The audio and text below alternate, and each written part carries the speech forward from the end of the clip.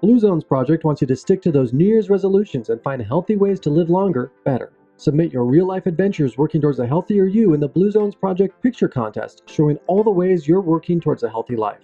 Now through January 31st, your photo submission enters into drawings for prizes like gift certificates to restaurants, grocery stores, fitness centers, and fun activities.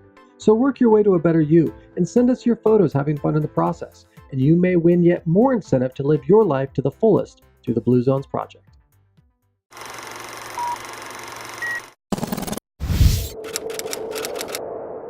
Hello, I'm Kurt Liedtke with the Herald and News. Here's a rundown of some of the top stories affecting the Klamath Basin. It's the Klamath Countdown. With the start of the new year comes new laws taking effect, and among those are two that may make a big impact when people gas up. Effective in counties with a population of 40,000 people or less, which includes Lake County, gas stations now have the option to offer self-serve gas 24 hours a day. Since 2015, rules have already been in effect allowing after-hours self-serve from 6 p.m. to 6 a.m., helping prevent drivers from becoming stranded in remote areas. However, most full-service stations in rural counties appear to have little interest in actually switching to full-time self-serve operations, choosing to stick with full service instead. For some, it's a financial issue, where expensive new pumps would be required to allow after-hours credit purchases. Also now in effect are new rules regarding tobacco sales in Klamath Falls and unincorporated regions of Klamath County, where tobacco retail licenses must be purchased to sell certain products, and statewide the legal buying age changes from 18 to 21.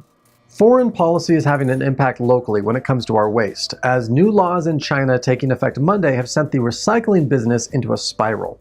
China has limited the amount of recyclable materials it is importing by increasing the purity standards for recycled materials and prohibiting certain types of paper-plastic recycling mixes, resulting in mountains of recyclable waste piling up stateside. Initially, Waste Management in Klamath Falls decided to halt plastic pickup as a result of this, but now have decided to continue collecting plastic at least through January, keeping an eye on the market before making a final decision. No such luck for customers in the urban growth boundary, where Klamath County Solid Waste Division has halted plastic collection. One area where China's policy hasn't impacted things is recyclable bottles with deposits, where a new law taking effect as of Monday expanded the list of acceptable beverage containers that garner a 10-cent return. U.S. Secretary of the Interior Ryan Zinke has effectively terminated the Upper Klamath Basin Comprehensive Agreement, dissolving a 2014 agreement with Upper Basin landowners and Klamath Tribes regarding water use and riparian protection programs. The move had been requested by Klamath Tribes in 2016 and reiterated twice last year.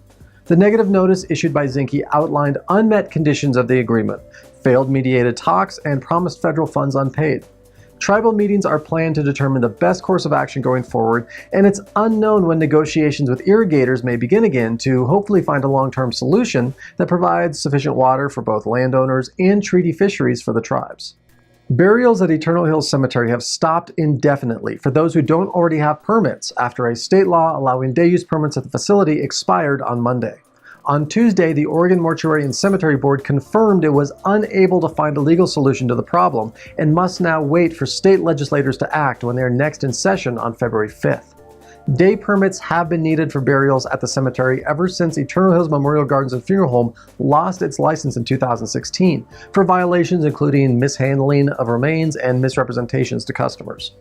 In anticipation of sanctions, legislators passed House Bill 3242 in 2015, allowing day-use permits to licensed funeral service providers for burials at unlicensed cemeteries. The law included a sunset clause effective January 1, 2018, and legislators took no action to renew the permit process while in session last year. So until next week, for these stories and so much more, be sure to pick up your daily copy of the Herald and News or visit us online at heraldandnews.com.